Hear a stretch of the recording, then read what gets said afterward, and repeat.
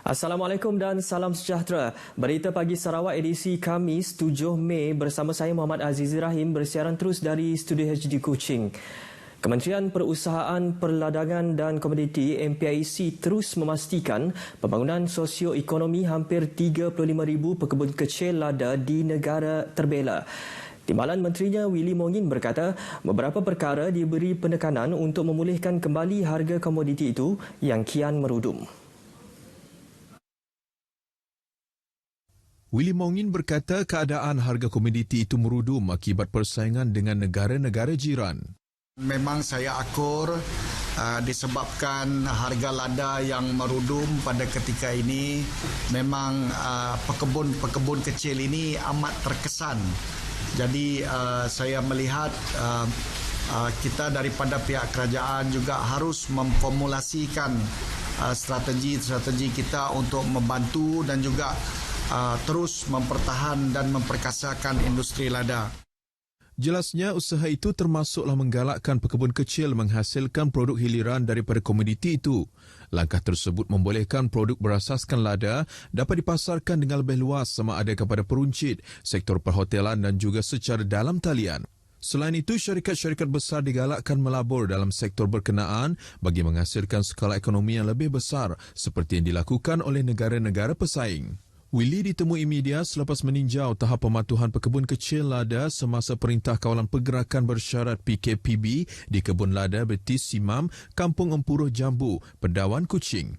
Tambahnya, pihak kementerian turut merancang di bawah rancangan Malaysia ke-12 untuk memberi bantuan dari segi penanaman baharu selain input pertanian bagi penyelenggaraan pekebun-pekebun kecil lada di seluruh negara. Dalam pada itu, Ketua Pengarah Lembaga Lada Malaysia Stanley Liu menyarankan agar para pekebun lada menanam lada jenis Creamy White. Ini berikutan harga lada jenis berkenaan 2 kali ganda lebih tinggi daripada lada biasa. Langkah itu juga dapat mengurangkan persaingan dengan negara lain yang lebih kepada pengeluaran lada biasa. Dalam pada itu, MPIC juga menyumbang sebanyak 500,000 helai sarung tangan getah perubatan kepada Jawatankuasa Pengurusan Bencana Negeri JPBN.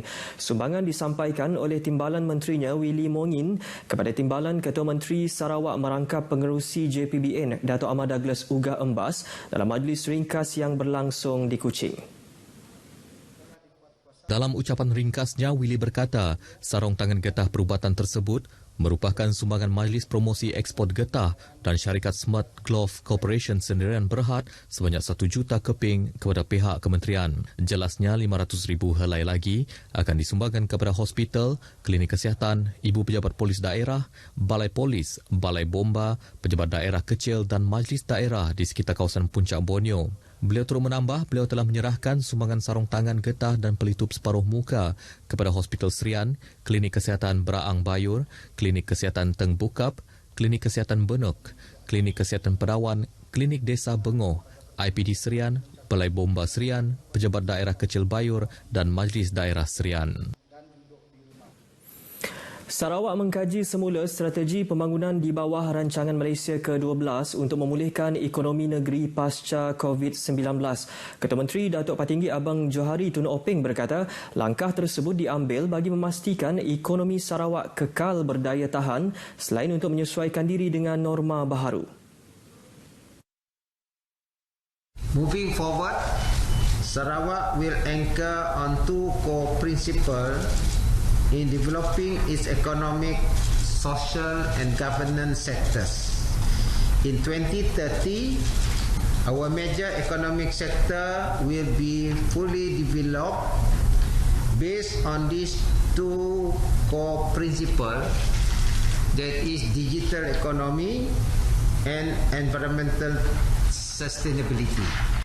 Bercakap dalam sidang media di Kuching, Datuk Patinggi Abang Johari berkata kerajaan negeri juga akan memperhebat agenda ekonomi digital di semua sektor ekonomi termasuk meningkatkan kapasiti pusat data dan inovasi. Jelasnya beberapa sektor juga dijangka mengalami perubahan pasca COVID-19 termasuk pelombongan yang menjadi sumber pendapatan baharu Sarawak. Sektor berkenaan akan menggunakan pusat data dan inovasi untuk meningkatkan produktiviti dan kecekapan.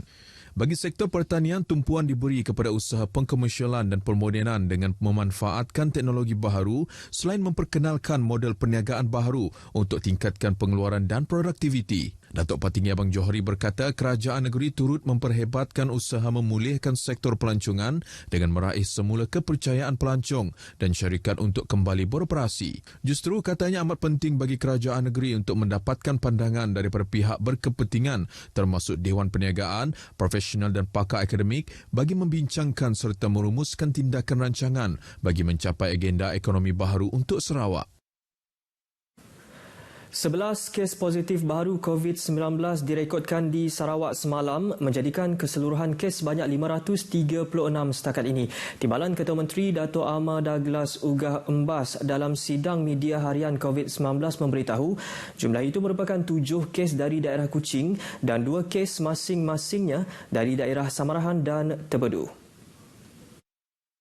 Dato' Ahmad Douglas Ugah Embas yang juga pengerusi Jawatankuasa Pengurusan Bencana Negeri mendedahkan sebanyak 26 kes telah sembuh dan discharge dari hospital, yang mana 25 kes adalah dari Hospital Umum Sarawak dan 1 kes dari Hospital Bintulu. Manakala bilangan pesakit dalam siasatan PUI hari ini adalah sebanyak 113 kes, menjadikan keseluruhan kes sebanyak 5,515 kes. Daripada jumlah kes PUI itu, 4,898 negatif manakala 81 kes masih menunggu keputusan makmal.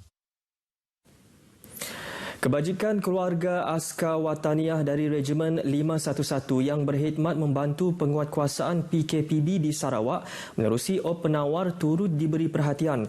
Panglima Medan Timur Tentera Darat Lieutenant General Datuk Zamros Muhammad Zain berkata langkah itu diharap dapat memberi sokongan moral kepada anggota yang bertugas dan mengurangkan kerisauan mereka terhadap keluarga yang ditinggalkan.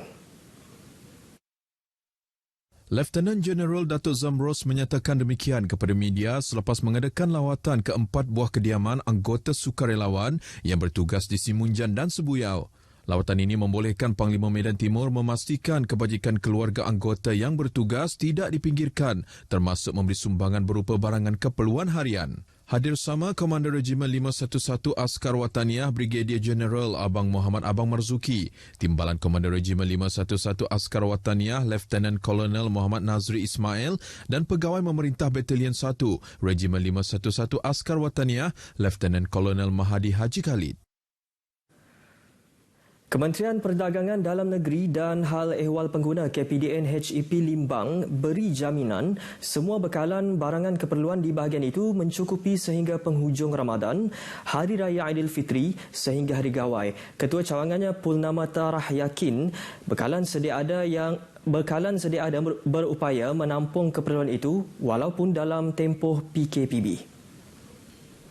Sehubungan itu, Pulnama Tarah mengingatkan agar penduduk Limbang termasuk di lawas tidak perlu bimbang, memandangkan KPDN HEP Limbang akan memantau barangan keperluan pengguna secara berterusan.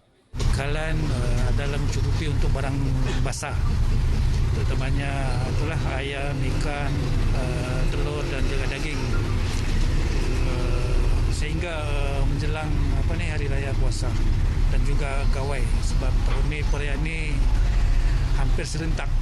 Jelas beliau, sejak PKP mula dilaksanakan pada 18 Mac lepas hingga hari ini, KPDN HEP Limbang telah memeriksa sebanyak 200 premis perniagaan, 50 daripadanya di peringkat pemborong, manakala selebihnya di peringkat peruncit. Beliau bercakap demikian kepada pemberita selepas membuat tinjauan barangan basah di sebuah pasaraya di Limbang. Sementara itu, Pulnama memberitahu, setakat 1 Januari lepas hingga 5 Mei, sebanyak 30 kes direkodkan KPDN HEP Limbang atas pelbagai kesalahan, membabitkan nilai rampasan hampir 1.5 juta ringgit dengan nilai kompaun sebanyak RM3,250. Jelasnya jumlah itu berdasarkan pemantauan terhadap 2,011 buah premis perniagaan di bahagian Limbang.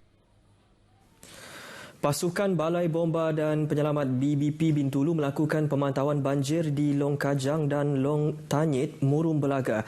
Lokasi sejauh lebih 200 km itu memerlukan perjalanan 8 jam, menaiki kenderaan pacuan 4 roda menggunakan laluan balak dan seterusnya menaiki perahu selama 1 jam menyusuri Sungai Linau.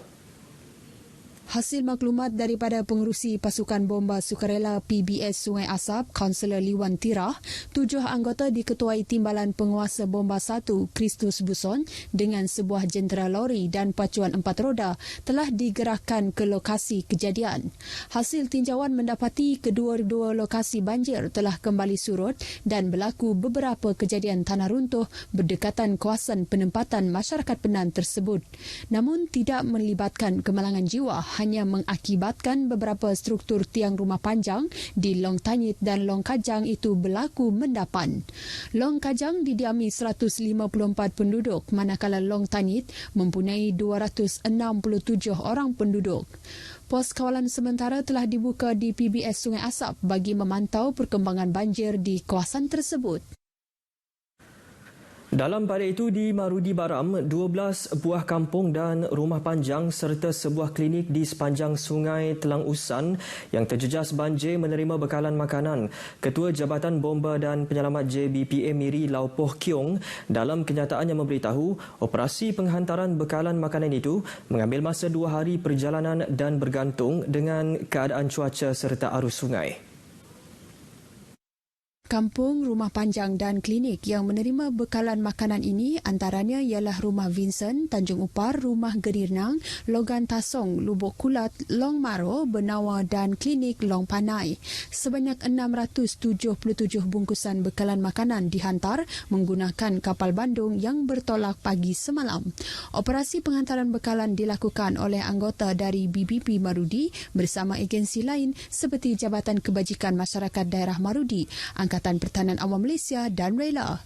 Manakala dari segi urusan penghantaran bekalan pula dilakukan oleh pihak pejabat daerah Marudi. Sekian perkembangan berita dari Sarawak. Selamat Hari Wesak kepada semua penganut agama Buddha di seluruh negara. Jaga kebersihan, stay at home. Saya Muhammad Azizi Rahim. Salam hormat.